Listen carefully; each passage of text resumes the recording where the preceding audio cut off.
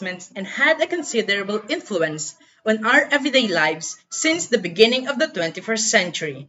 In the passage of time, it is clear that this era is the most progressive given the advancement it has.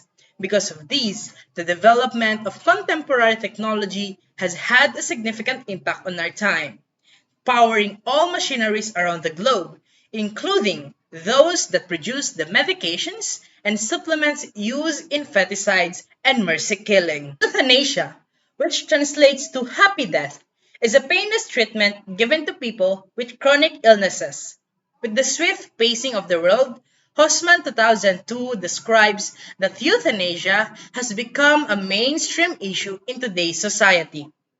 But the world seems not ready yet to agree on a single universal rule to govern this ethical issue. As a result, this urgent concern continues to be a source of contention and the quest for the guiding principle, especially given the divergent voices and different points of view regarding this matter. However, in the lens of my perspective and in line with my morality, euthanasia should be allowed, as the result of this action will lead to a greater cause and will bring morally good consequences. In the last century, medical science have produced some of the most significant advances in human history, and now illnesses that have killed many lives during the last century can now be cured. However, there are still a lot of terrible diseases that cannot be treated right now, and thus can cause tremendous suffering for the persons who have them. As a result, it cannot be ruled out that some patients may wish or seek euthanasia since their disease can make life intolerable and painful for them. Different cultures and court systems in other countries view euthanasia as immoral and illegal. However, this is not always the case. Patients who have them, patients who are terminally sick and in excruciating pain should have access to the option of euthanasia. According to Gensler 2011, consequentialism is an ethical theory that judges the morality of a person's course of action based on any potential repercussions that the actions may have. Classic utilitarianism agrees it, as it describes the greatest balance of pleasure over pain.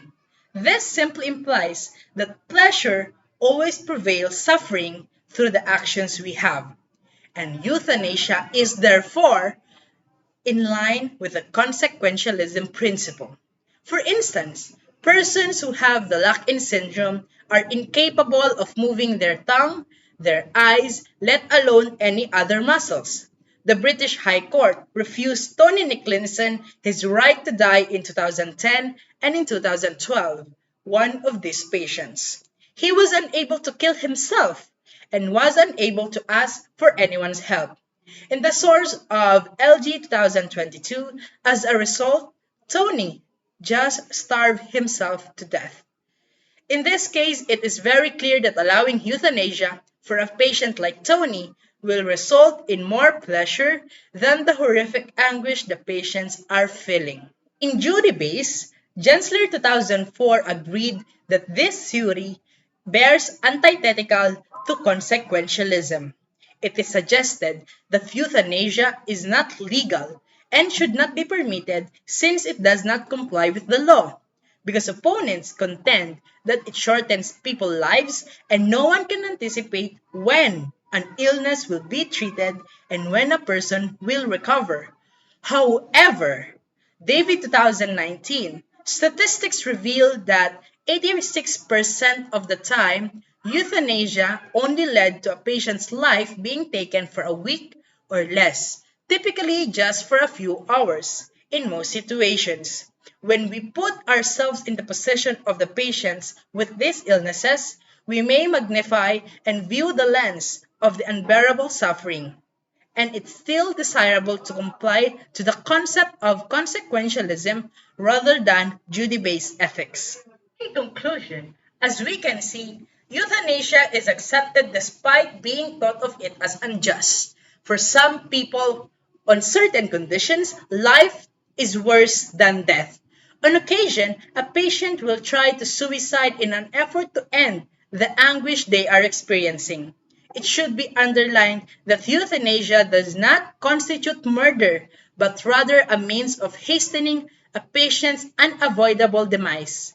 Euthanasia is therefore regarded as a pleasant release, a smile, in which the individuals who suffered are now free from the torment of existence. And as such, it does not breach the moral law and does not undermine the notion of duty-based ethics. Following still my lens of my perspective and in line of my morality, euthanasia should be allowed. When a patient wants to terminate their life, the society and the law shouldn't stand in any way because they are in extremely bleak condition. The desire of a patient to end their life, considering in a situation where it's truly hopeless, the law and the society should not intervene them from doing so.